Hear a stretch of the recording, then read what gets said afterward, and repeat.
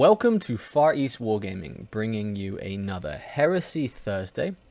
I'm Richard, and once again with me this week we have Jason. Hello, everyone.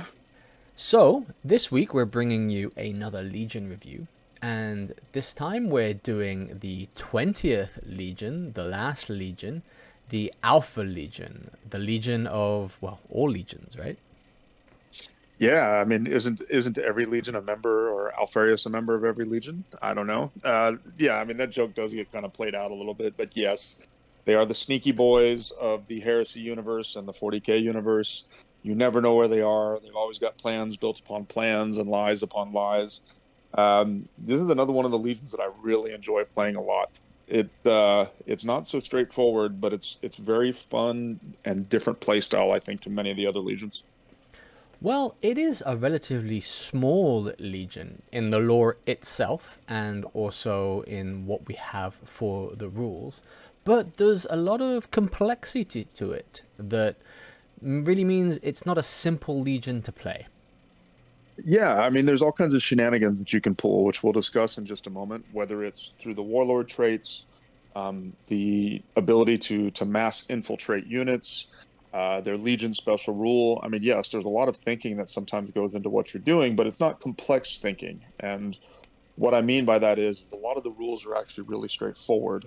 The thinking really comes in how you want to apply it and thinking like two or three steps ahead, things like this. And it's just something that I really enjoy playing because it's not so straightforward. And because you don't have necessarily as many moving pieces as your opponent may have, because we'll discuss that in a moment in terms of points cost, you do have to think a lot more and how you apply and where you apply the forces at your disposal. I think that really does sum it up quite nicely for the Alpha Legion there. Maybe we just round up the video there. It's done. Let's give the people what they want to hear. Those that are painting and are going to stick around for an hour, so let's give them what they want to hear. Okay, so how we always start for each of our Legion reviews is we look at their Legion special rule. And for the Alpha Legion, this starts with lies and obfuscation. And what this rule says is that all models with a special rule are always considered 2 inches further away than it actually is when measuring the range from the enemy model for the purpose of shooting, charging, and any reactions. Also, this is cumulative with such special rules as night fighting or war gear. That is correct. And there's, I think some very important distinctions here. This is a very different change from 1.0. In 1.0, the Alpha Legion could access a bunch of the universal special rules like infiltrate or scout or counterattack, which was nice. This one is much more straightforward in its application because it applies to every single Alpha Legion model with the Legion Astartes Alpha Legion rule, including vehicles, including walkers, including infantry, etc., etc. What's very interesting about it is it allows you to pull all kinds of shenanigans about, your opponent thinks he can trigger a reaction or by you moving close to him, but you're actually 2 inches further away. This stacks with things like recon company or recon squads having shroud bombs, which for shooting purposes, you're 6 inches further away. Well, if they're Alpha Legion, now all of a sudden they're 8. You can actually get into rapid fire range of your own weapons, yet deny the enemy the ability to do the same because of the extra 2 inches. Really, really cool rule, and where it shines especially a lot, besides like the recon example that I just mentioned, is in charges.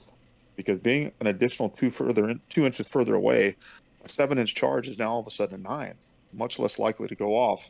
Really like this one a lot. It allows you to probably play closer to the enemy and a bit more aggressive because of the fact that you can, take advantage of that extra 2 inches for either shooting or for reactions or for assaults. Really like this one. So big change from 1.0, but it's one that I really like, and it does kind of capture the flavor of the Alpha Legion. It definitely does capture the flavor of the Alpha Legion there. And also, it's one of those special rules which I think ranks up with near the top tier because of its application and the vast array of applications. It's all of the Legion, like you said, not just the infantry for some of them. And it's for multiple phases, the shooting phase, a charge phase, or any reactions there.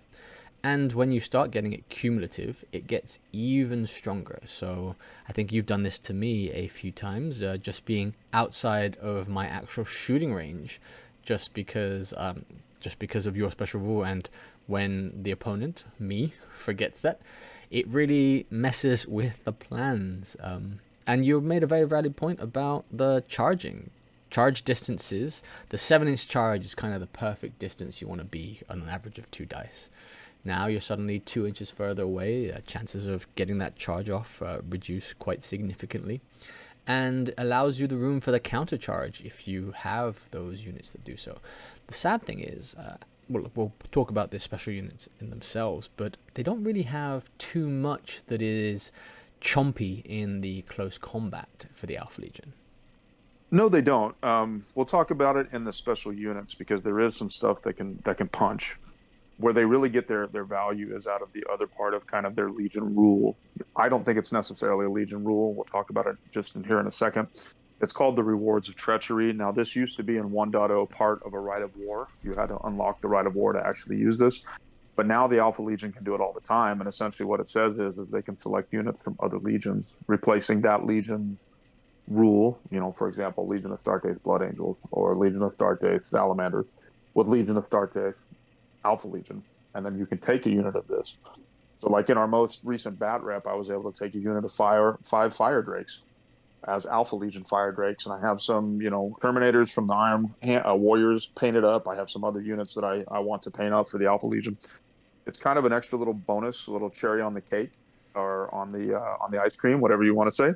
But it does allow them to also get access to some more punchier units like the Fire Drakes, or like Gal Vorback, or suzerains from the Ultramarines. Now all of a sudden you can select those units into your Alpha Legion army. The downside of this is you have to be careful, is most of the units that you're going to want to select from other legions tend to be points heavy, and then the Alpha Legion specialist units themselves are points heavy. So this kind of comes back to my point of you're not always going to have the same number of resources available as your opponent if you're not careful in what units you take and the composition of your army. I really like the Rewards of Treachery rule here for them because it opens up, one, a lot of tactics, but also it's a modeler's dream here because you can take any of the Forgeworld and GW range for the Horus Heresy and make it Alpha Legion. And if you aren't a modeler and you just really are an Alpha Legion player, you can quite literally borrow units from friends to use them with very valid reasons, saying they're not in Alpha Legion colors because they are Ultramarines in that sense, or they are Iron Warriors. And it does open a version of allies that's very specific just to the Alpha Legion. Yeah, absolutely. I mean, from a painting perspective, I've seen it done so many different ways. Like my own stuff. Now, I didn't paint the Alpha Legion army that we use here at the studio. I acquired it from a gentleman named Jason LaCorva Jones in the UK. It's actually been on the 30K channel. Some of you may recognize that. I asked him to paint these units in the same color scheme as the Alpha Legion models themselves. But I've seen some people that leave them in the original Legion colors and just match the bases to their Alpha Legion force. Or I've seen some people that do that little shimmering armor trick where half the armor is painted as Alpha Legion and half the armor is painted as whatever legion they're impersonating. So yeah, I mean, from both the rules and effectiveness as well as a modeling perspective, I mean, this is a beautiful, beautiful thing. Probably just the last couple things to mention about this is, number one, remember that whatever unit you pick loses the Legion Astartes of whatever their original legion was and replaces it with Legion Astartes Alpha Legion. And the reason why that's important to know is there are some units in the other legions that some of their rules may be triggered by having Legion Astartes Blood Angels, for example. So they will lose access potentially to some of those rules, so you need to be careful about it.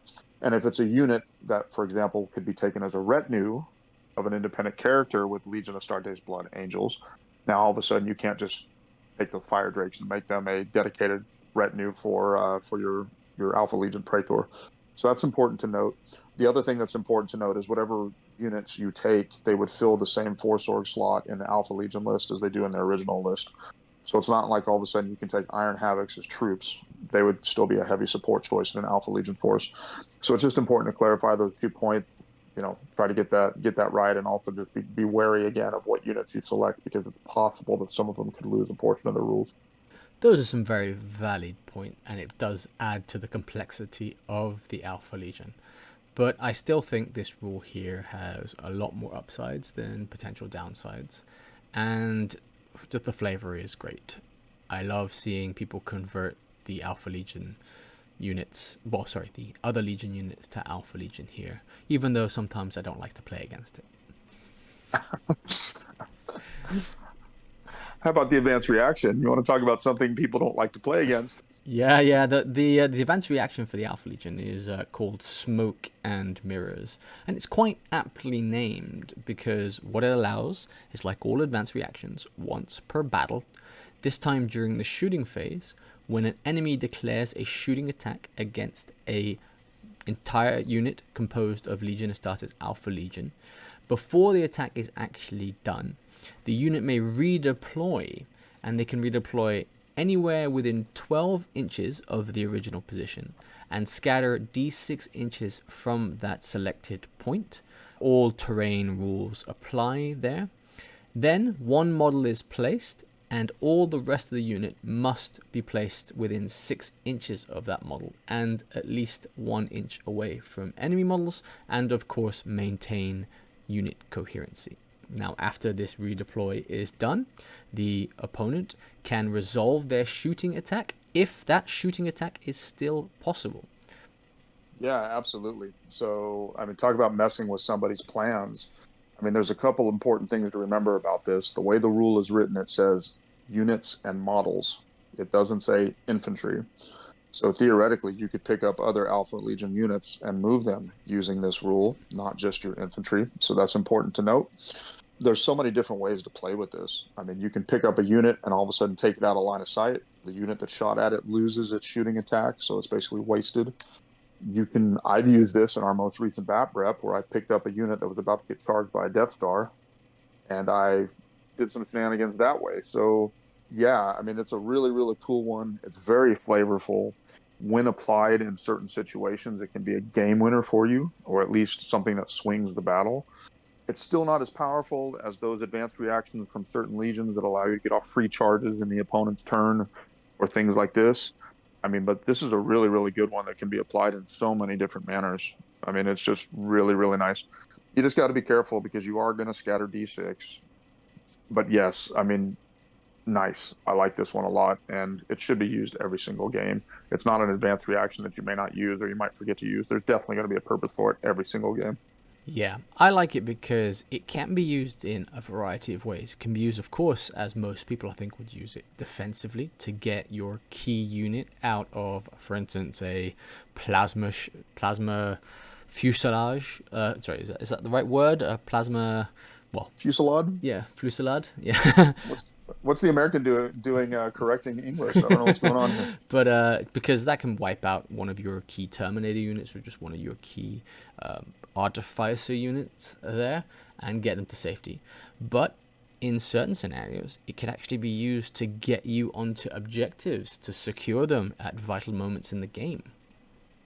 Absolutely. Another one that springs to mind, which would be for the lulz. This would be really funny to pull off if it ever happens. Let's say you're shooting at somebody with template weapons, like, I don't know, plasma cannon, Phosphex discharger. All of a sudden, the Alpha Legion player picks himself up and moves very, very close to, one of your units or even the unit that did the shooting. Now, all of a sudden, any deviations could unfortunately come back on yourself. So, I mean, yeah, there's just so many different ways that you can play with this. And free movement in a very movement-centric game.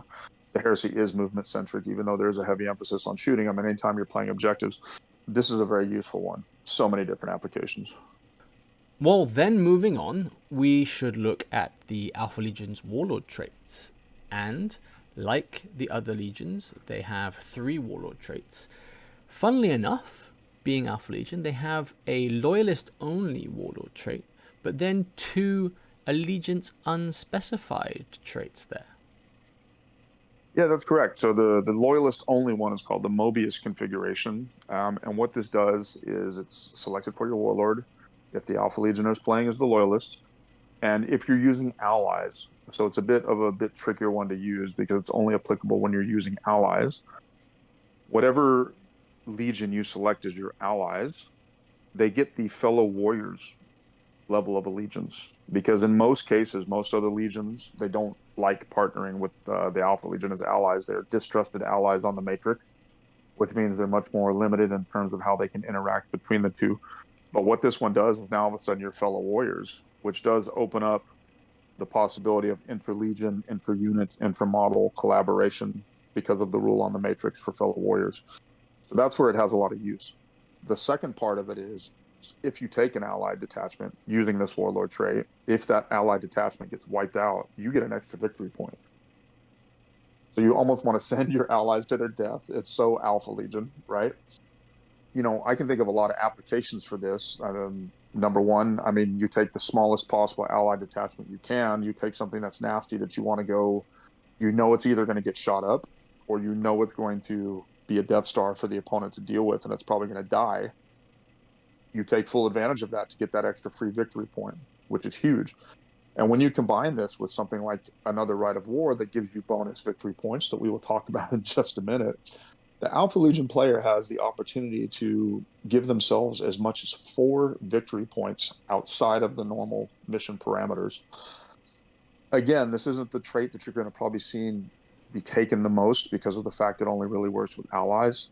But if you're playing a list built around this and a Rite of War that's connected to this that we'll talk about in just a minute, you can really put somebody on the back foot as far as victory points goes. One other thing to talk about for the Mobius configuration is that when using this Warlord trait, the allied detachment doesn't have the opportunity to make any kind of reaction. However, on the reverse side, the Alpha Legion primary detachment gets 1 free reaction each turn because of that. That is correct. So it doesn't specify which phase either. It says per turn. So now all of a sudden you could be getting, 3 shooting phase reactions if you've got the Stoic Defender Warlord trait. Or excuse me, you couldn't get 3, because you can't have 2 Warlord traits. Forget that part. But you could get 2 shooting phase reactions in 1 turn. You could get 2 assault phase reactions in another turn, 2 movement phase reactions in another turn, because that extra reaction doesn't use a point. So again, it's kind of taking advantage of your allies, stealing their reaction and using it for your own. Yeah, definitely very tricky and Alpha Legion-y there, where they're sacrificing the detachment who thought they were allies. Yep. Very tricky, very sneaky, very Alpha Legion. I like it. But again, it's not going to be used all the time. So then, if we move on to the second trait for the Alpha Legion, and that's Master of Lies. So, an army whose warlord has this trait may, at the start of the battle, once all players have deployed all their units onto the battlefield, this is including the infiltrators and the scouts, and any of the seize the initiative rolls have been made. They can select up to 3 units that are under their control. These 3 units may be redeployed any way the controlling player wishes within the constraints of the mission being played. They may be placed into reserves, but they may not be brought out of reserves and onto the battlefield, or assigned to deep strike assaults, subterranean assaults, or flanking assaults. In addition, the army whose warlord has this trait may make an additional reaction in the opposing player's movement phase so long as the warlord is not removed as a casualty. So really, what this is allowing you to do is to have another version of infiltrate or scout afterwards, because you can redeploy them as per your rules. Yeah, this really messes with people, especially when you're the Alpha Legion players deploy first, go first, right? Because the Alpha Legion player deploys his stuff, and sometimes you can intentionally mess with people by placing things in certain ways to entice the opponent to deploy their stuff in a certain way. And then all of a sudden, before the game starts, you're like, nope, I'm going to pick these up and I'm going to move them. I'm going to move that last cannon squad that you had targeted or you were hiding from. I'm going to move that somewhere where you can't move from it. Or my left flank that you thought was going to be so strong, well, guess what? It's not. I've now picked up everything and moved it over to the right. So there's all different kinds of ways that you can mess with people on this. It's very, very Alpha Legion.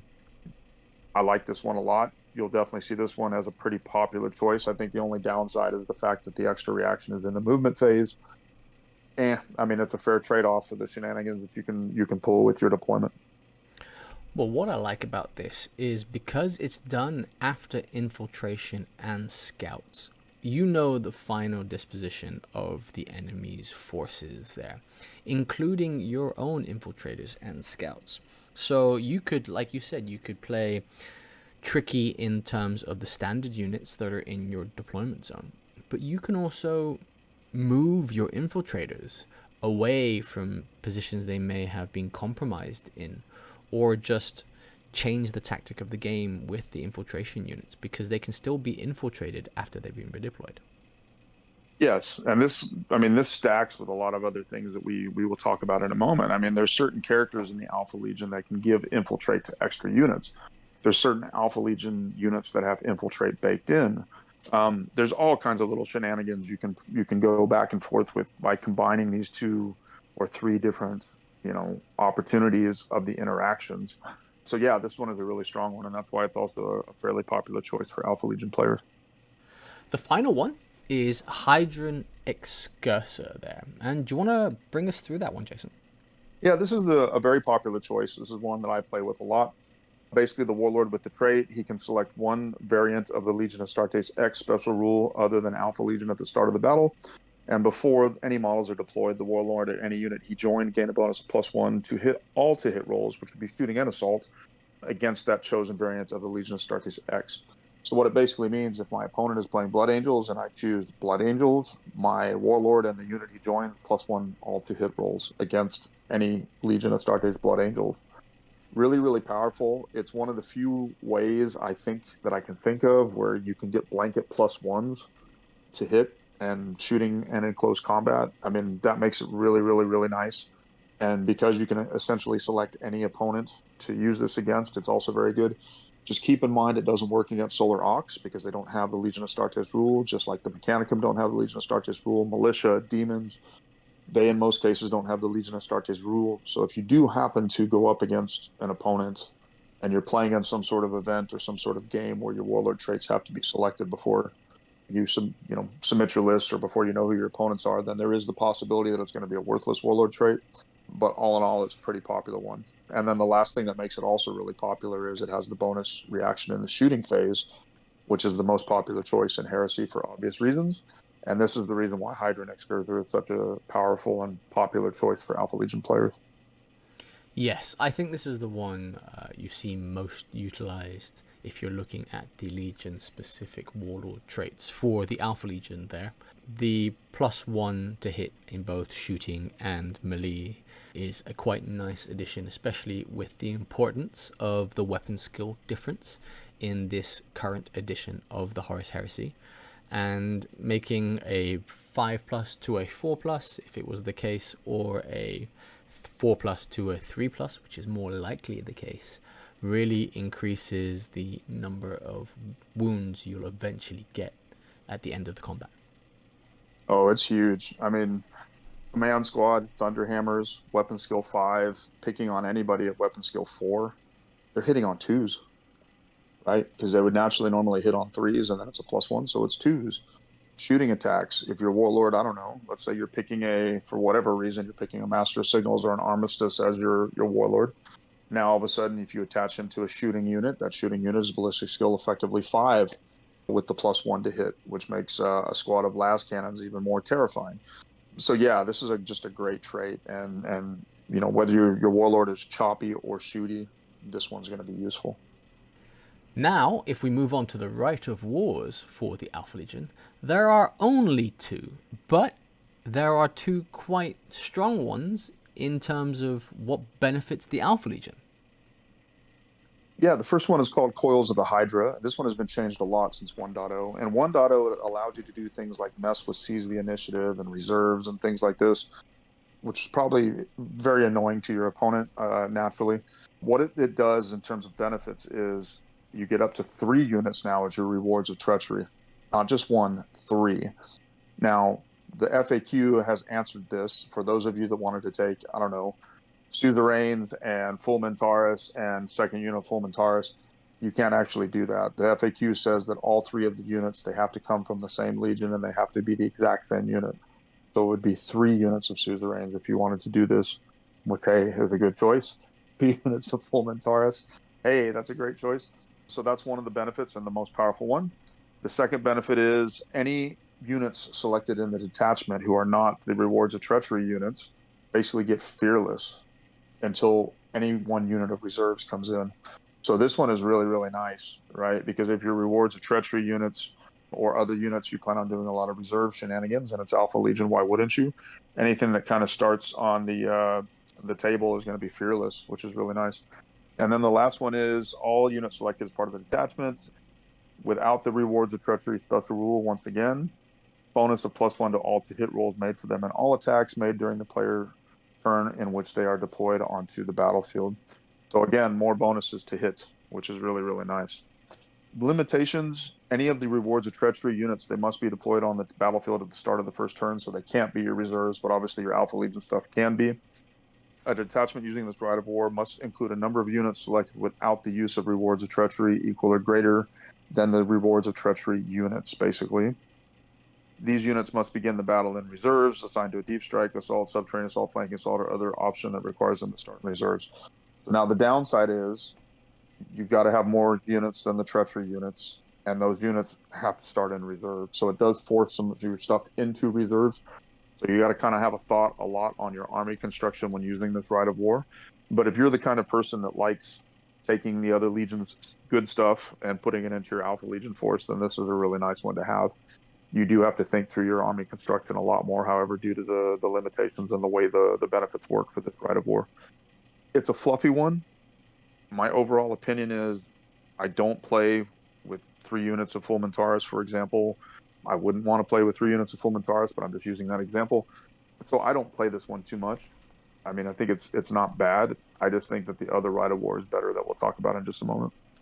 I like the coils of the Hydra, but I do understand that even the effect itself is a version of a limitation, because the points cost of the units you'll be taking for your Rewards of Treachery are just going to be on the very high side.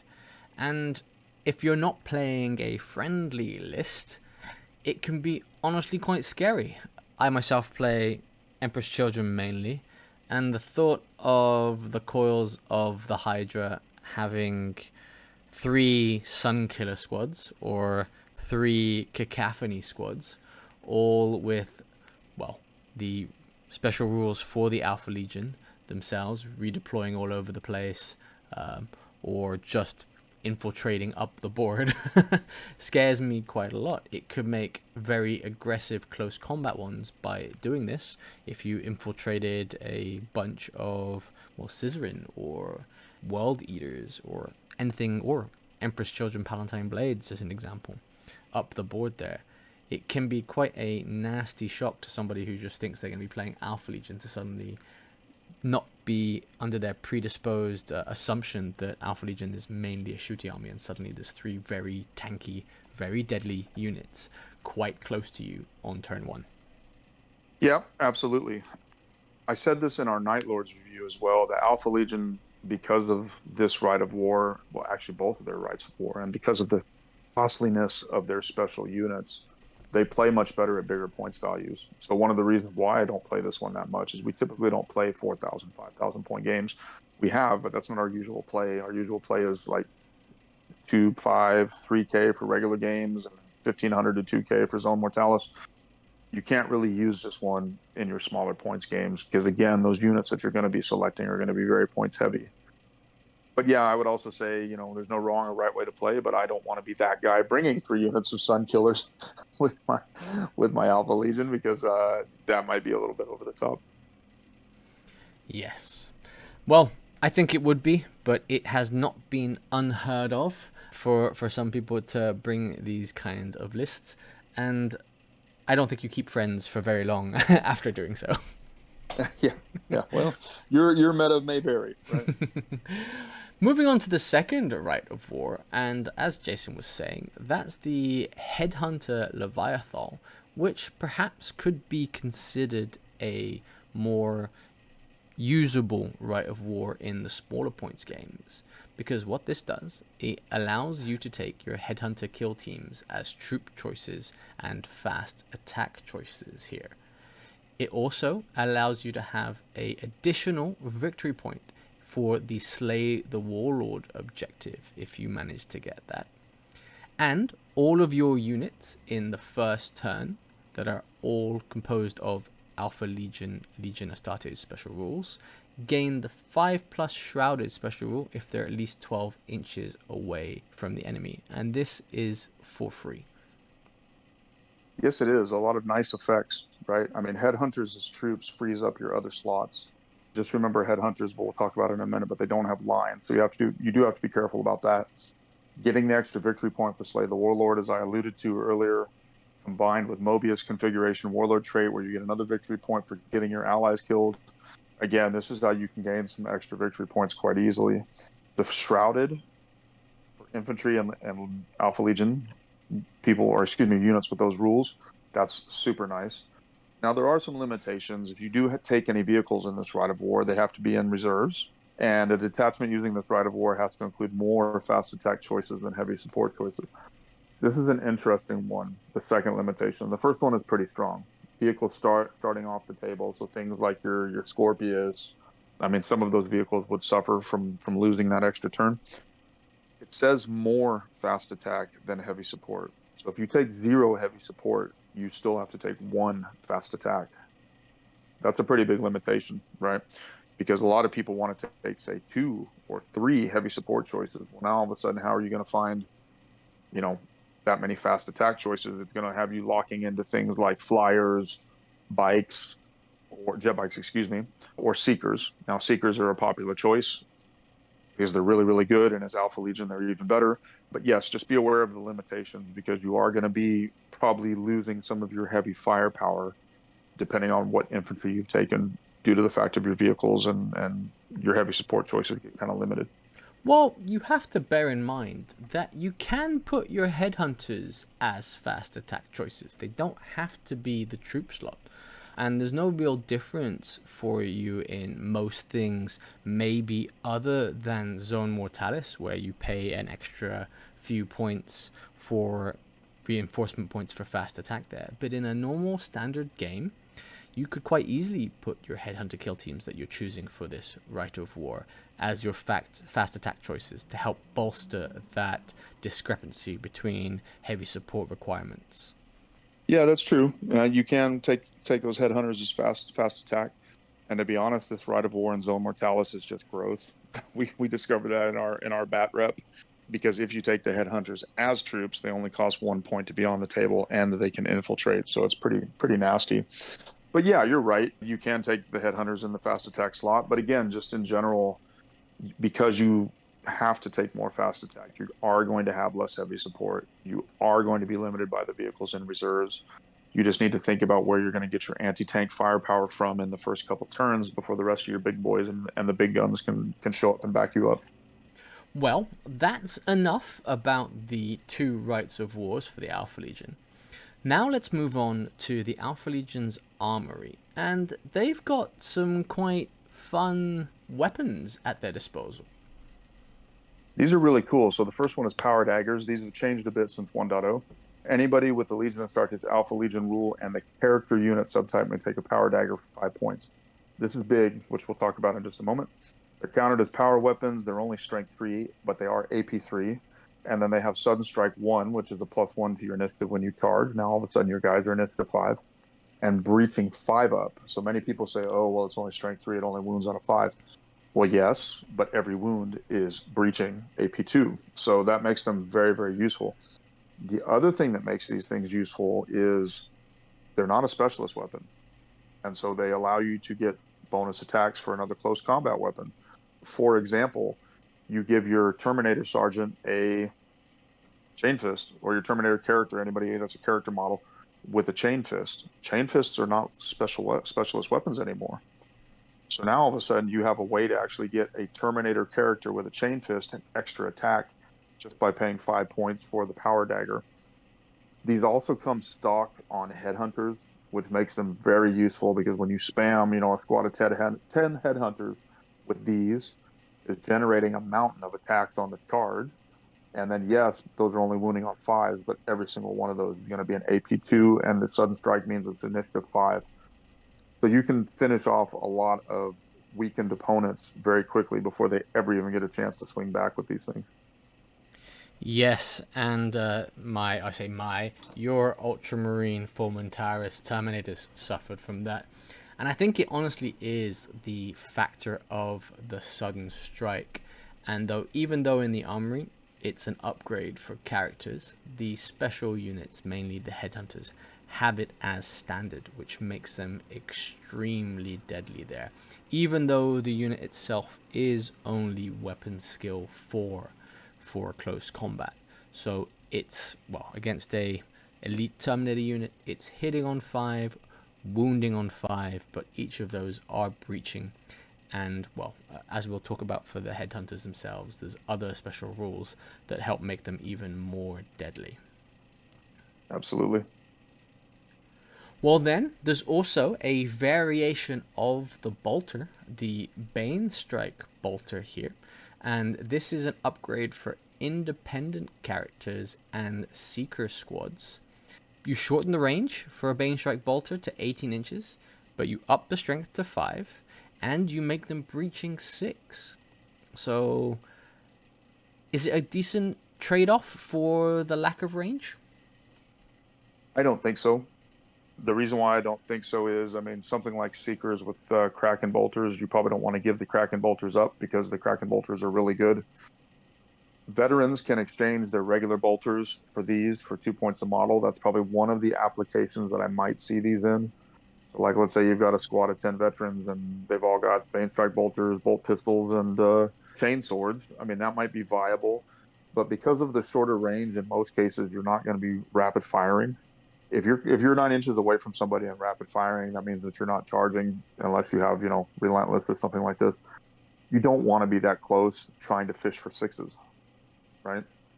That's why I don't think that these are necessarily a great choice. They're not a bad one, but they're certainly not anything that you must build into your list. I just don't rate them that high, even though they do have the extra point of strength and the breaching 6. The range hit is significant, and I would rather spend the points elsewhere in what's already a pricey army. Very true there. I think that was the consensus I was getting to as well, even though I don't play the Alpha Legion, that reducing range on rapid fire weaponry is more of a last ditch effort to try and get their rapid fire, because you won't be charging and you'll be definitely eating a charge on the next turn, even with Alpha Legion's 2 inches further away special rules. Yeah, I mean, again, also it's models, that have a combi bolter, and again, it's only certain units that are allowed to take these. I mean, it's a pass for me. It's not a bad choice, but it's a pass for me.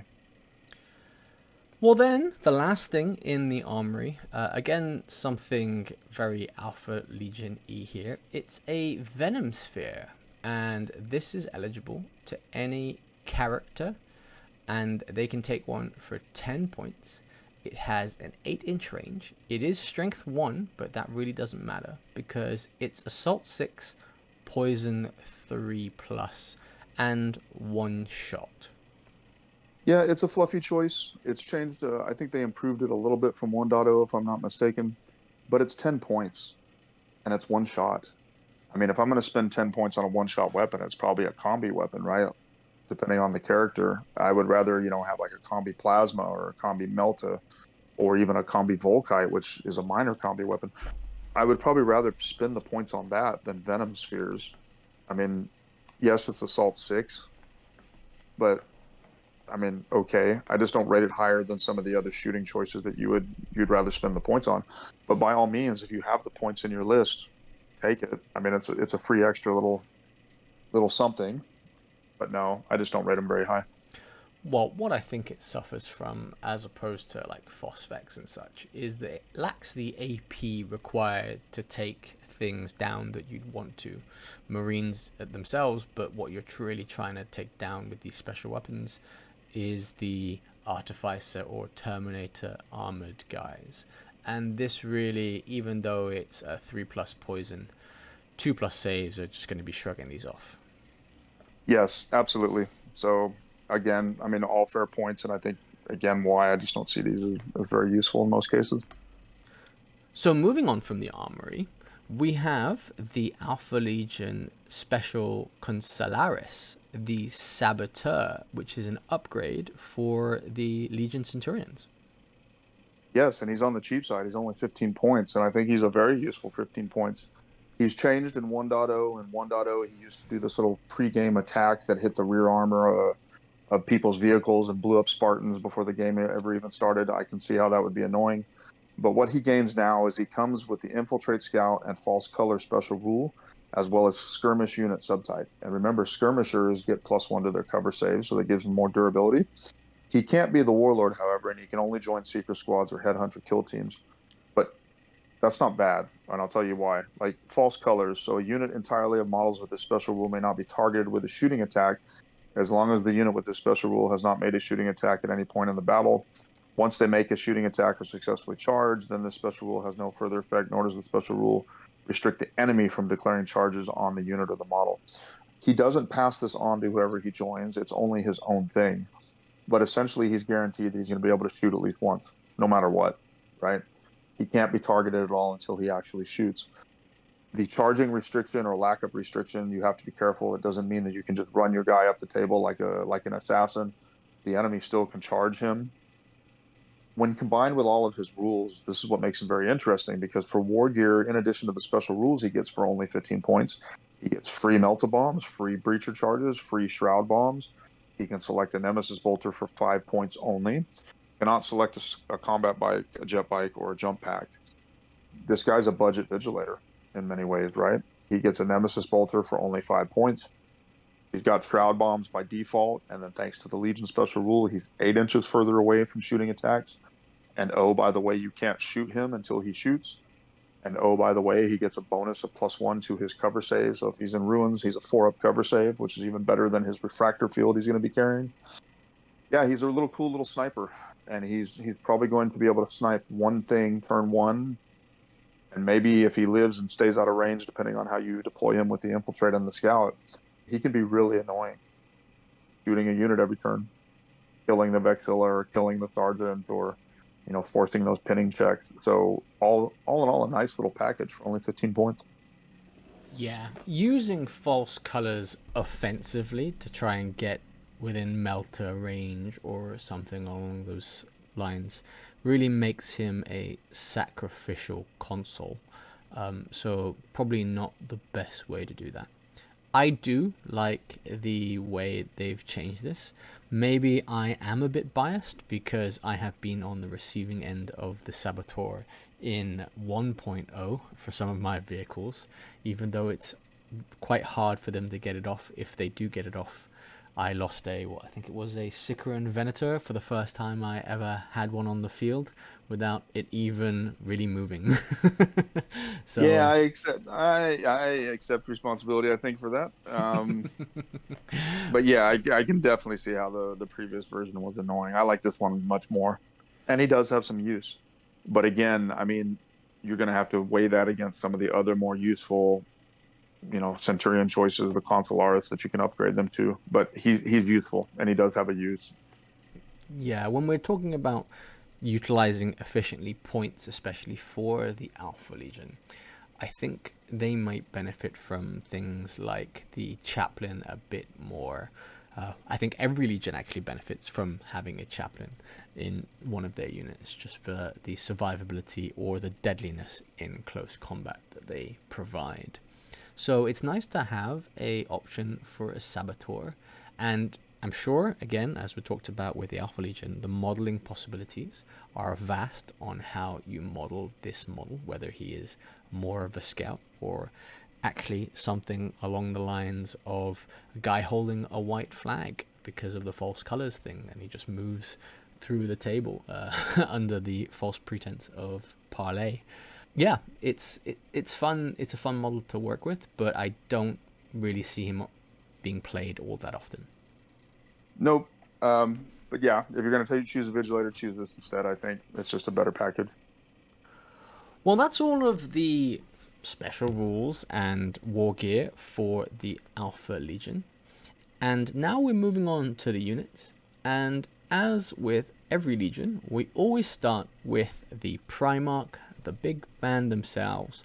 Well, I usually would say that, but it's debatable with the Alpha Legion's Primarch, Alpharius, and he's 465 points. But is it Alpharius, or is it the other guy? Or is it some random TAC Marine? Nobody knows. Let's beat this joke to death. He's pretty standard as far as Primarchs go in terms of his stat line, but where he gets super interesting is the special rules. So he's got a pretty standard stat line: weapon skill, ballistic skill 7, movement 8, strength, toughness 6, wound 6, initiative 6, attack 6, leadership 10, 2 up save.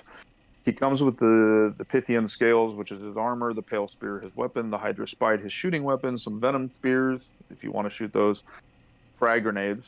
And then for his special rules, of course, he comes with Legion of Astartes AL, Master of the Legion, Adamantium Will 3 up, which makes him a bit more durable against psychic attack. Crusader, which helps with the combat, of course. Insidious Mastermind, which is one of his rules, Everywhere and Nowhere, which is another of his rules. And then his Warlord trait, Sire of the Alpha Legion. So what this basically says is at the start of the battle, after all armies been deployed, including Infiltrator and Scout, and before and after Scout moves, Alpharius can select up to 3 friendly units in models entirely with the Legion of Astartes special rule. They can be redeployed anywhere, so there's that redeployment shenanigan, or placed into reserves. In addition, an army with Alpharius as the Warlord may declare a single phase at the start of any turn in which Alpharius controlling player is the reactive player, gaining an additional reaction in the chosen phase, which sounds very familiar with one of the Warlord traits. So he kind of combines the redeployment shenanigans and the reaction shenanigans as his Warlord trait, which is really, really nice. If we get into his special rules, this is where it gets even more crazy. Everywhere and Nowhere. At the start of the battle, 4 models are deployed. Alpharius can be given one of the special rules: Infiltrate, Scout, Deep Strike. Alpharius player may select 3 friendly units composed of models with the Legion of Astartes Alpha Legion rule to receive the same thing. Think about that for a second. It doesn't say infantry. It says they have to have the Legion of Astartes rule. Alpharius selects for himself Infiltrate. He selects, I don't know, a Contemptor Talon and a couple units of the nastiest things, Leviathans, whatever. Alpharius is basically able to infiltrate these things right into your face. Close enough, right? That's scary. He himself also infiltrates, so depending on who you stick him with, that's another unit. I mean, there's just mass infiltration that's possible with Alpharius, and there's very few restrictions on what he can give it to, which is really, really nifty. His other special rule, Insidious Mastermind, says that at the start of any turn in which the controlling player is the active player and Alpharius is on the battlefield, but including in vehicles or buildings, the controlling player can grant one of the listed special rules to all models in the army that do not have the vehicle unit type until the next turn, and each one can only be selected once per battle. So in 1.0, he was able to give preferred enemy everything to the entire army, which I think was totally busted. But now he has to choose between Fleet 2, make your guys quicker, preferred enemy everything, there it is again, but it's only available once, and Sudden Strike 1. So this is nasty. I mean, turn 1, you're giving your shooting preferred enemy everything. Turn 2, you activate Fleet to get your your combat guys closer. And then turn 3, you activate Sudden Strike, and now they're striking at initiative 5. So really, really crafty Alpha Legion players can make this really, really nasty turn after turn, depending on how they apply it. And combined with the infiltration shenanigans, I mean, he just really messes with people. Yeah, I really like the possibility of Everywhere and Nowhere, because like you were talking about, there's the infiltrate possibility here. But the one thing is, there's very little access to Deep Strike in the latest edition of Heresy. And here you can give it to 3 friendly units. So you can Deep Strike your Contemptor Talon and your Leviathan into the back line, potentially on turn 2 of the game, messing with them there. Make sure you bring a Master of Signals to reroll those Deep Strikes. But I think it's because Alpharius himself isn't a strong close combat character like the majority of the other Primarchs. His strength really becomes in the force multiplier aspect of a Primarch here, and his rules reflect as such. Yeah, and they did away with that rule from 1.0 as well, where you had to select a model to represent Alpharius until he revealed himself. I'm kind of glad they got rid of that mechanic. It was just a bit clunky to kind of keep track of and whatnot. And you're right, he's not a close combat monster, but I mean, he can hold his own. Because if we talk about his war gear, so the Pythian Scales is his armor, standard Praetor 4-up invuln, 2-up armor save. But the unique thing is that anything with Fleshbane or poison, they don't gain any benefit against him. So even if you're poison 3-up, you don't get the benefit of the poison rule. Fleshbane is wounding on a 2, you don't get the benefit of the Fleshbane rule. And if those attacks using those rules of Fleshbane or poison don't have a strength value, the strength is automatically considered to be strength 1, which makes wounding him a lot harder as well. His weapon, the Pale Spear, it's no range, it's a close combat weapon. It's strength same as him, so strength 6, but it is AP 1. It does have armor bane, so theoretically he could get up to an 18 on armor penetration. It has the instant death special rule by standard default, and it's two-handed, so it does not allow him to claim an extra attack. It's a good weapon. I mean, it's a really good weapon, but Alpharius, when he charges, is only going to have 7 attacks, 6 the rest of the time. And then he does have a decent shooting attack, so the high spite, is a plasma weapon. It's range 18, kind of like a plasma blaster, but it's strength 8, and it's AP 3, assault 2, rending 4-up, master crafted. So what this basically means is most of the time Alpharius is going to hit you twice with the shooting attack, and then because of the rending 4-up, there's a 50-50 chance that he's going to get one of those through as a rends, and it's strength 8. So it's instant deathing most things, so you can snipe off remember, Primarchs can allocate their attacks. You could snipe out a sergeant or something like this in a Terminator squad, or the standard bearer in a command squad. You could theoretically do it with a decent roll. But yes, you're right. I mean, his value is more in the force multiplying rather than just being a beat stick that you're going to go send up against everything like you would maybe with a Horus Ascended or a Lehman Russ or something like that. Yes, just thinking about it, it's quite strong, his Pythian Scales themselves, because negating things like poison and fleshbane, the majority of the weapons with these rules have either no strength characteristic or relatively low strength characteristics. And I'm actually just trying to see which one of the loyalist Primarchs, or the actually traitor Primarchs, relies mainly on the poison special rule for their close combat weapons, because it would make him quite a pain in a challenge. Yeah, possibly. I don't know. Was it Conrad Kurz? Did he have Fleshbane on his claws? I can't remember. But yeah, you're right. I mean, he is going to be a little bit tankier, but he's still not going to be in the top tier of combat Primarch. I've got him as probably a solid middle tier. Well, that's very true. And like I said, I think you're putting him on there not for throwing him into melee with another Primarch, but to be harassing the flanks and giving your Legion the ability to take on these Primarchs with the specialist units deployed in your face, or really throw a spanner in the strategy of your opponent to best utilize the strengths of the Alpha Legion. Agree completely. Well, that was quite short and sweet for one of our discussions on Primarchs. So there's not really much to say about him there. Well, because, again, to beat this horse to death, do we know too much about Alpharius? But he does have less rules. He has less rules, I think, than a lot of the other Primarchs, yeah. But moving on, we move over to the first of the elite slots, and this is the Legion-specific Terminator, the Linnaean Terminator Squad, and this is a 5-man squad for 250 points. And for me, I'll just start off with the one overriding factor of this unit is that they only have weapon skill 4. They do, but you'll see in their special rules there's a way to get around that. So if we just start with kind of the unit itself, it's pretty much a standard Terminator stat line. Yes, it is only weapon skill 4, ballistic skill 4, etc. They come in Cataphracti Terminator armor. They all get a Volkite Charger and a Power Axe. The Heru, the Sergeant, gets a Venom Sphere. They have line. Okay, so this is a elite slot choice that has line. They are relentless, bulky too. They have a built-in It Will Not Die 5-up, and they're multi-wound models, so that can come in useful. They're stubborn, not inexhonorable, and they have the special rule Hydran Exemplars, and this is what I was just coming back to. It's the same thing as the Warlock trait. A unit composed entirely of models with this special rule selects a variant of the Legion Astartes rule, so basically what your opponent is playing before the start of the battle. All models in the unit gain a +1 of all to hit rolls against them. So now they are effectively weapon skill 5, but they're also ballistic skill 5 with Volkite chargers, which can spit out some extra wounds. So that makes them good. The line makes them very good. As far as dedicated transports, they can get a Legion Land Raider or Dreadclaw drop pod of less than 5 models. If you're up to 10 models, it can be a Spartan. These are dedicated transports, of course. You can take the squad up to 10 with each extra model costing 45 points.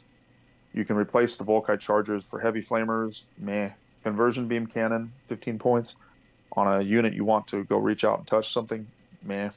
Plasma blaster Volkite culverin if you wanted to. I mean, the Volkite culverin might be a decent choice for the extra 5 shots. And thanks to Hydran exemplars, they're going to be hitting on 2s. Where they get very pricey is if you choose to exchange the power axe for a power fist, it's 15 points, which is a lot. Chain fists are 20 points. I like the squad. They're expensive. Even a base unit of 5, especially if you're changing out a couple of the axes for, say, power fist or chain fist, which I highly recommend. The points get up there really, really quickly. But the fact that they're line in the elite slot as well, I mean, that just makes it a really, really, really nice choice, because now you've got just another scoring unit besides most of your other troops or your command squad, for example. Since you're a small elite force, I do recommend taking these to take advantage of the line. They are decent in close combat, but they are going to cost you some points because they're not cheap to properly kit out to go against other Legion termies. Well, that's it. That really sums it up for me in two factors: that they are extremely expensive, and yes, the main benefit in my opinion, is that they get line. But if line's all you're looking for, there are cheaper line units to put into play here. And secondly, even though their Hydran exemplars does effectively make them weapon skill 5 on their turn, it doesn't make them weapon skill 5 on the opponent's attacks. So against other Legion specific Terminators where you have weapon skill 5 as native, yes, you're hitting them on 4s, but they're hitting you back on 3s, and their inbuilt power axe isn't going to instant death a multi-wound model and is unwieldy, versus a power fist, which is going to negate your 2 or 3 wounds on the Harrow's case there. I just still don't see them standing up in close combat against a Legion specific weapon skill 5 squad. Well, let me give you an example, right? The Harrower comes stock with 3 attacks. You give him a chain fist, and you give him a power dagger because he's a character. Now he's got 4 attacks base, 5 on the charge, with a chain fist, hitting on 4s. So, again, I think the unit can hang. Are they one of the top Legion units for Terminators? Absolutely not. Are they better than something like, I don't know, Grave Wardens? Yes. Ebon Keshig? Yes. They definitely have their use. And again, I want to come back to the fact that their line, which is almost unheard of outside of certain troop choices and command squads, they get line, and the Alpha Legion need access to more line because, again, you're going to probably be elite and smaller forces. And don't forget as well that it will not die. I mean, if you don't kill these guys, they have a 33% chance each wounded model of getting a wound back each turn. Almost like a little free Primus Medicae, if you will. Not completely the same, but it's useful there, right? But yes, they're not the best of the best for the Legion Terminators, but they're above average in my opinion, and have a place in most lists because of the line. Yeah, and I really think it comes down to the reason you take them is because in general you're running quite elite lists with the Alpha Legion. This is an elite squad that gives you the benefit of line without having to take any special rite of wars that make Terminators troops and line. Pride of the Legion is an example there. Yeah, look, I can see it. For me, still, it's just very point heavy, because even if you're talking about the chain fist there, you're talking about making this 5-man squad 270 points. And the It Will Not Die, these aren't all characters, so I see less use for it. I see a lot more use if they'd make the unit type character, as they have with some of the other Legion specific Terminators there, so they can play this past the wounds, and then the It Will Not Die 5+ really does come more into play. And that might justify the points cost in my opinion. But yes, there's definitely a purpose for them. Whether it's points efficient is really coming down to my main question there. Yep, agree with you on that. The last comment I'll make on these, I've seen some people say, "Ooh, they can take a conversion beam cannon." Who cares? I mean, it's cool looking. I love the way it looks on the model, but 250 points, well, 260 once you or 265 once you pay for the conversion beam cannon to sit in the back line trying to get it 42 inches away to drop the high strength as shot. I mean, if you're going to go conversion beamers, you're better off putting them on things like Predators at a much cheaper price point, and you can get more than one per unit at probably the same cost as the Lernae and Terminator squad. But yeah, I think that's the last thing I have to say on that. I just don't think the conversion beam cannon is a very good choice for the points. Well, then, looking at the second unit for the Alpha Legion in the Legion Liber Hereticus, in the fast attack slot, we have the Headhunter Kill Team for 125 points for 5 models. These guys come with Weapon Skill 4, Ballistic Skill 5, Standard, Strength, Toughness, Wound, and Initiative profiles, and the 1 and 2 attack for the Headhunter and the Headhunter Prime, respectively. Their wargear consists of the Banestrike Bolter we talked about previously, also the Power Dagger, a Bolt Pistol, a Venom Spear only for the Headhunter Prime, Frag Grenades, Crack Grenades, and Power Armor as standard. But I think it's their special rules that really make these guys shine. They're relentless, so they can shoot these Banestrike Bolters and charge. They have Precision Shots 4, and preferred enemy independent characters, as well as Infiltrate and Scout. So these are the guys you'll be using for the Headhunter Leviathan Rite of War. Absolutely. And these are the guys that I even think you put a unit of in every single army. And the reason why is they can get up to 10 strong. Each model is 20 each. They can take a dedicated transport like a Rhino or a Dreadclaw. Where they shine is combi weapons. So the prices for combi weapons for these guys drop dramatically from 1.0. Magna combi weapons, combi Plaz, combi Melta, only 5 points. Minor combi weapons, free. And I actually can see a use for exchanging their Banestrike Bolters to minor combi weapons, such as a combi Flamer or combi Volkite. Combined with the transport, they can pump out a lot of shots up close. And they do have that precision shots 4 up. So now all of a sudden, even a squad of 5 of these guys with combi Meltas targeting your command squad, you have a very good chance of forcing an independent character in that squad to take 2 or 3 hits from a combi Melta, right? Because your ballistic skill 5, you're hitting on 2s. If it's preferred enemy independent character, you're re-rolling the 1s, which means you're probably hitting with all 5 combi Meltas, and at least 2 to 3 of those, because the preferred enemy 4 are going to be against who you choose. It makes them really, really nasty because the combi weapons are so cheap. They get access to a heavy bolter for 10 points, a multi-melta, which is an interesting choice due to the relentless for 20 points. The Headhunter Prime can get a plasma or inferno pistol. I probably would pass on both of those. Plasma is only 5, but the inferno pistol is 15. He can get a power fist. He can get a power weapon. They can take melta bombs, or the Prime can take melta bombs, excuse me. And the Prime can also get artificer armor. Now, remember, the combination of something like combi meltas and then charging in there with the power daggers is very powerful, because even though each guy only has 1 attack, 2 on the charge, 3 for the bolt pistol and power dagger combo, all with preferred enemy, all with preferred strikes, or precision shots for a preferred enemy independent character.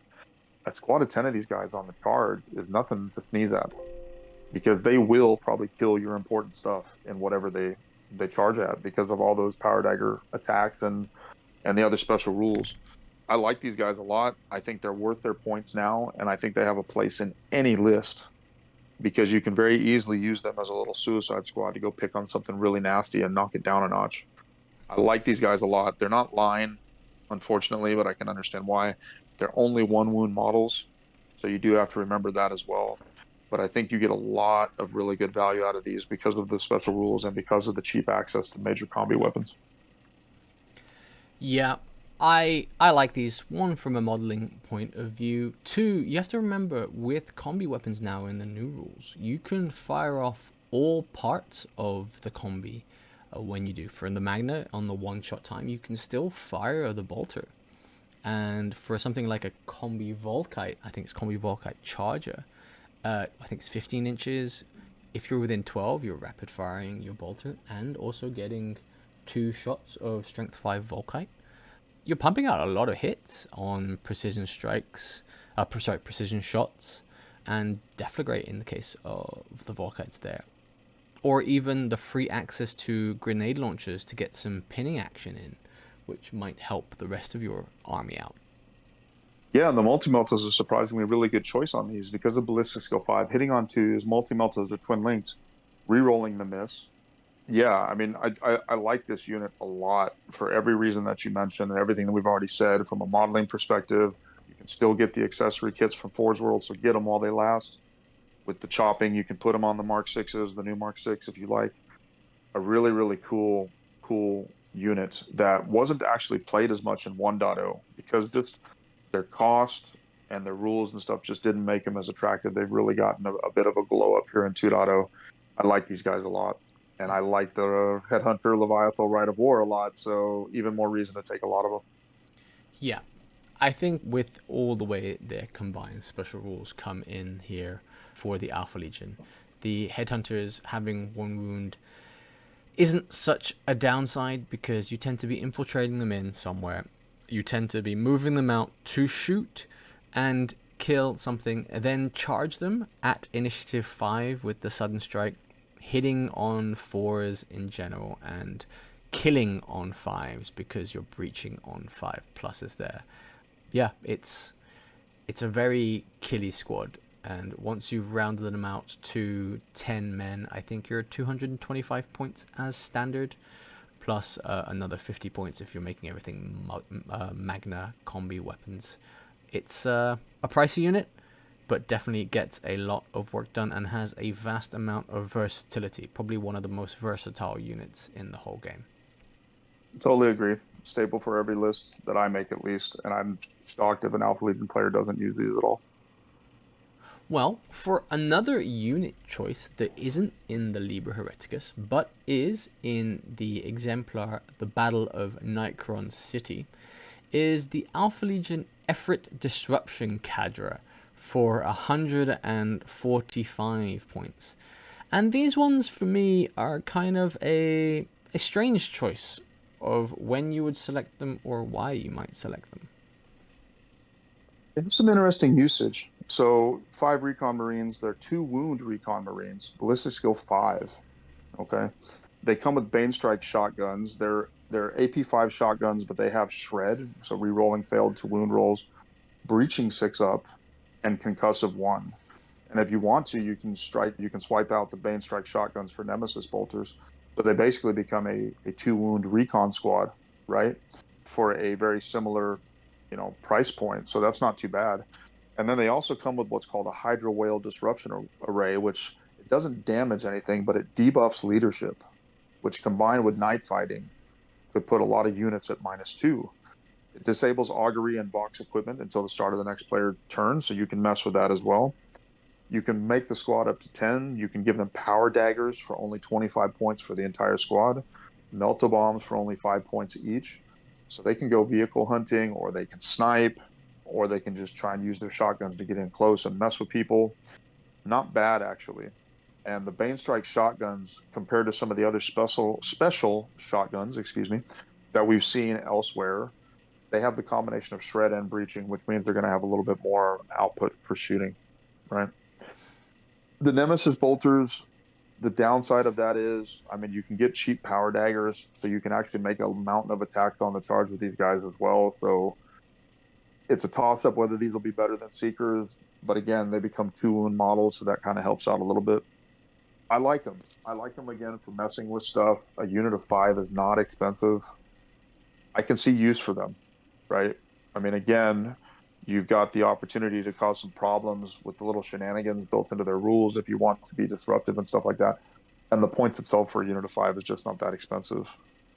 Those are all fair points. I'm just realizing actually that 25 points for 10 power daggers there is very points efficient for getting that quite nice weapon on a unit that could charge in and take out a standard tactical squad quite easily doing so. Yeah, all in all, actually, I can see more use than I initially thought for this special unit, though it does take up the elite slot, which is one of the valuable slots in most Force Org charts. Very true, and some cool conversion potential there as well because there is no official model. So you can go wild on dudes with cloaks and shotguns, or you can use the standard recon marines and just perhaps paint them a little bit differently. I like them. I think they're cool. I think they're useful. Will they go on every list? Must take? No, but they're not like some of perhaps the other special units we've seen in the exemplary battles where you're just kind of like, meh. I mean, it's okay. It's fluffy. It's not great. I like them.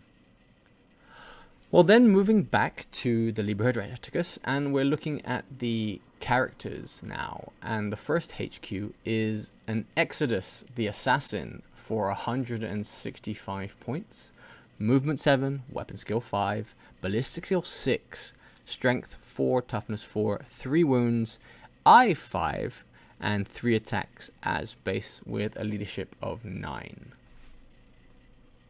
Yeah, he's kind of a buffed up vigilator. He gets a lot of war gear, right? I mean, he's bolt pistol, power dagger. The instrument is, which is his rifle. He only has power armor, which is interesting. He doesn't have artificer. He does have a refractor field, however. Venom sphere, melta bombs, shroud bombs. So he is a further 6 inches plus the Legion special rule. He's a further 8 inches from shooting. He has a lot of special rules: independent character, relentless, pathfinder, move through cover, hidden hand, lone killer, shrouded 5-up, makes him a little bit more tanky. Natural, shrouded 5-up, assassin's eye. What the lone killer special rule basically means is even though he's an HQ choice, he can't be the compulsory HQ, and he can never be the warlord, and he can never join anybody but recon squads or headhunter kill teams. Recon squads, yes, because they're going to be shooting long distance. He's going to be shooting long distance. Headhunter kill teams, no. I mean, I think that wastes his value, so you're probably not going to attach him to those. As far as the special rules, Assassin's Eye, whenever he makes attacks as part of a shooting attack, the range is not restricted or affected by night fighting, shroud bombs, or anything else. He never suffers any penalty to his ballistic skill from night fighting or any other special rules. He always makes the hit rolls with his full ballistic skill, and no model can take shrouded rolls to negate wounds. So really, really powerful. Basically, you can never mitigate his range, and you can never shroud. The hidden hand, so when he's deploying at the start of the battle, you can put him in any position on the field as long as he's within area terrain or at least 9 inches from an enemy model, if not within area terrain, regardless of line of sight or proximity. If he's deployed in part of reserves, then he can enter from any point on the battlefield's edge chosen by the controlling player. If he joins a unit during deployment or in reserve and is deployed as part of that unit, he may not use any of the benefits of this special rule. So again, this is just another reason why you kind of don't want to stick him with another unit unless it's a recon squad. Where he gets really interesting is his weapon, the instrument. So this is a special sniper rifle. It counts as an auto rifle. It has 2 profiles: rapid shot, which is 24-inch, strength 7, AP2, assault 3, sunder pinning. So it's up close. Okay, that might be useful, but it's AP2.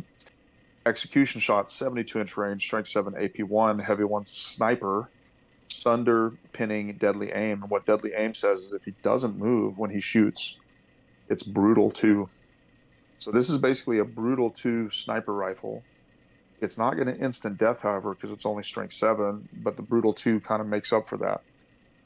What this does, and I'm sure this is why they did it, is so he couldn't turn 1, kill the enemy's warlord with a strength 8 shot, right? At AP1. I think that's why they did it. I think he's a good choice. He's very, very useful, but he's not going to be, again, sniping out independent characters unless they're already wounded. He's going to be picking off a sergeant every single turn or a Vexilla every single turn. It's almost guaranteed that that's going to happen because he's not going to move in most cases. You're going to be firing at such a long range with a brutal 2 shot. Even if the enemy gets cover saves, they're probably going to fail that. Nice little choice. If you're going to take a Vigilator or a Saboteur, might as well take him. It's not much of a points bump up. Not an auto include because, again, he can't be the Warlord. But yeah, not a bad choice. If you especially want to keep piling on the messing with your opponent, he's not a bad choice to do that. Also, the fact that he has a really nice model from Forgeworld does help in that matter as well for putting him on the board. Yes, agree. The next HQ choice we have for the Alpha Legion is Armorless Dynat for 185 points, His profile is weapon skill 6, ballistic skill 5, strength and toughness 4, 3 wounds, I5, and 4 attacks, with leadership 10 and artificer armor as standard. Yeah, he's got pretty much a Praetor stat line. He has a lot of war gear, as the case with all of the Alpha Legion characters: a bolt pistol, the Prince, and the Prophet, which are his close combat weapons; a Venom Sphere, a Phosphex Bomb, which is not bad; artificer armor, Iron Halo, frag and crack.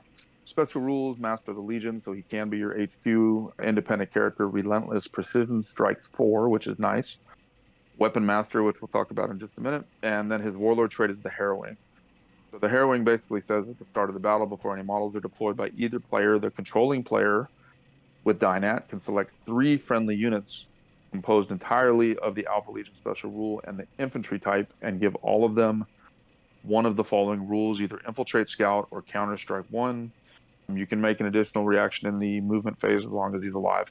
So this is yet another way to get more units infiltrating or more units scouting, or your copy guys that counterattack 1 if you're worried about getting them charged. It's not as powerful, obviously, as what Alpharius can do with any unit, but this is only for infantry. Makes him a good choice for that alone. And then as far as his other special weapons and rules, Weapon Master basically says he can choose to split his attacks between any of the weapons that he has. So basically however he wants. And I actually missed this because I could have been striking actually with his good Thunderhammer in the regular attacks rather than just the Thunderstrike. So the Prince and the Prophet are his close combat weapons. The Prince is basically like a power sword. Strength 4, user, AP3, melee and rending 6 up. The Prophet is like a Thunderhammer. It's strength 9, not 8, AP2, unwieldy with Thunderstrike.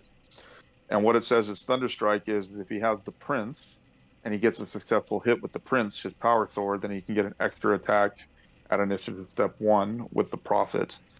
So basically you're taking the chance to get an extra attack with his big nasty Thunderhammer. He's really nice, right? I mean, if you're going to buy a Praetor, then unless you wanted a specific Warlord trait or reaction, I mean, Dynat is a really, really good choice for nothing else but giving you even more infiltrate shenanigans. And he can hold his own in combat, depending on what you stick him with.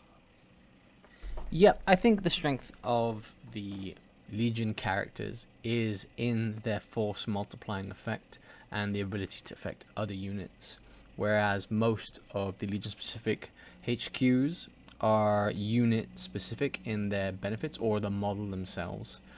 The Alpha Legion really benefit from spreading around the love. Finally, rounding off the HQ choices for the Alpha Legion is Ortolan's score for 125 points, and he's actually in the Legacies, and he follows a very standard Delegatus stat profile with weapon skill 5, ballistic skill 5, strength and toughness 4, 2 wounds only, I5, 3 attacks, and leadership 9. He's not bad, right? I mean, he is a Delegatus essentially, right? He does have a unique power act called Rhyme Shard.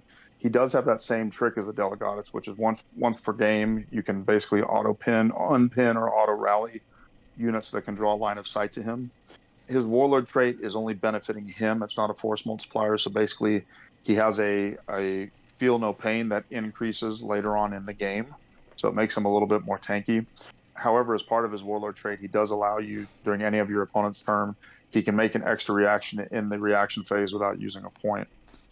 He's not a bad choice. Like if you want a budget HQ, yes, he's not buffing as much as some of the others. He's not, but he's not bad in close combat with his weapons and his native feel no pain, right? And the extra flexibility in choosing when you spend your extra reaction, I think is also quite nice.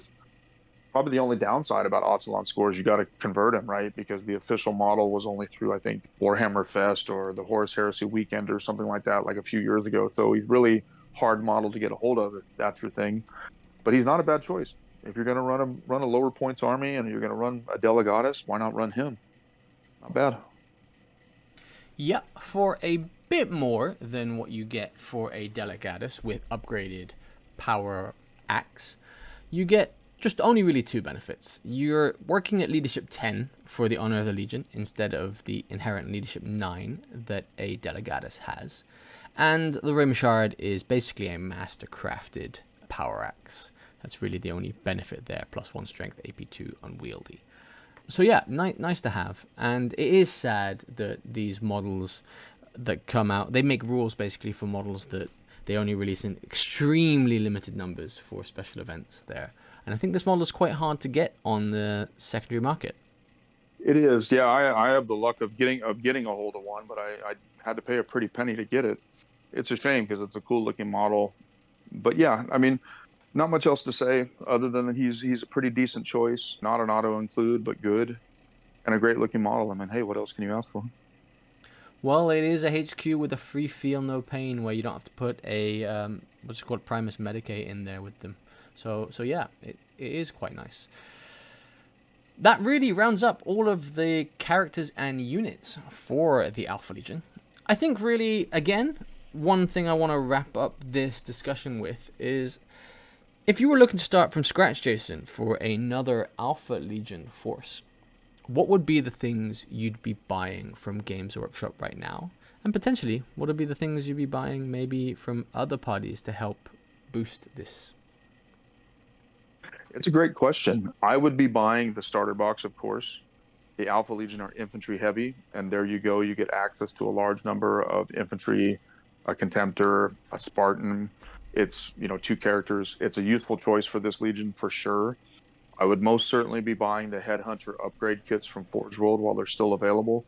You can put the Forgeworld resin torsos onto the new Mark 6 bodies. I've seen it done. It does just take a little bit of cutting, and that you want to take Headhunters, so you're going to need those. I have seen some nice conversions where people have just taken the plastics and done some things to give them, plastic combi weapons that they've converted over, and maybe just a little bit of extra flair to signify them as Headhunters. The great thing about the Alpha Legion is because of the fluff and because of the style of painting and modeling and whatnot, you can really go wild, right?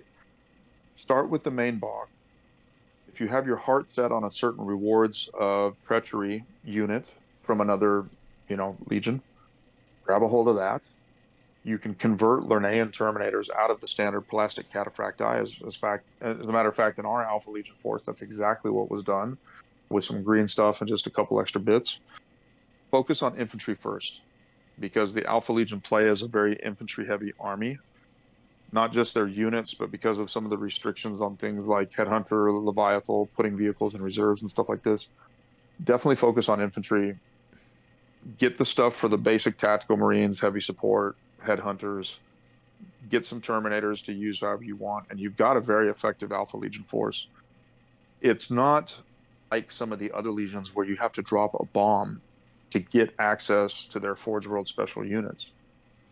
And that makes them also probably a bit more budget friendly compared to some of the other Legions, because again, you can build a very capable force using nothing but plastics, or plastics plus 1, maybe 2 upgrade kits, and maybe 1 special Legion unit from another Legion. Well, thanks for that, Jason. I'm hoping the listeners who are looking to start an Alpha Legion force take that to heart. The fact is that there's many ways to paint the Alpha Legion in terms of color scheme, in terms of how you paint your rewards of treachery. I'm sure you'll find lots of inspiration online. Personally, if I was going to do this, I would stick to the heavy metal highlighting kind of style, because I think for the models themselves, it benefits much more from this style of painting than a weathered grim dart. And from what I've seen online, one of the things I'd love to try and love to see more of is this 50-50, or this gradient shading of 1 Legion color to the Alpha Legion color for the rewards of treachery units. But again, that's my preference. Please paint your army as you see fit. Yes, and just from a fluff perspective, since we're on the topic of painting, the Alpha Legion's colors in the history of the fluff have varied dramatically. Everything from a bluish purple to the metallic blue to an aqua color. Go wild, right? Like, you can actually have a lot of freedom in the tone of the gold, blue, purplish color that you wind up with. You can go the shiny metallic look versus traditional edge highlighting. You can go with the phasing in of the camouflage look and all these different kinds of things. So really go wild. It's a legion that lends itself very well to some creative modeling and painting opportunities. So that really rounds up our review of the 20th Legion, the Alpha Legion. Thank you for those who have stayed and tuned in for the entire episode. I hope you enjoyed it and it was informative for you. I'm sure we have missed some of the nuances of this very complex legion. So if there's something you want to add, please feel free to add it into the comments. We read and try to respond to all of the comments that you give. Please also don't forget to like and importantly subscribe if you haven't already. Far East Wargaming's YouTube channel is fast approaching that infamous 1,000 subscriber mark.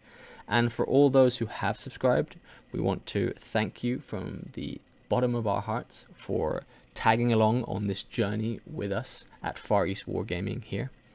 Anything to add, Jason? Just my own personal thanks as well. I mean, it's a massive milestone to get to 1K. Who would have thought that we would actually get there? So thank you for sticking with us. Thank you for supporting us. Thank you for all the comments. We do truly, truly appreciate it and really enjoy doing this every single week, just kind of giving you our spin on things. So, rounding up from us at Far East Wargaming, thanks for tuning in, and we will see you next time. Catch you on the next one.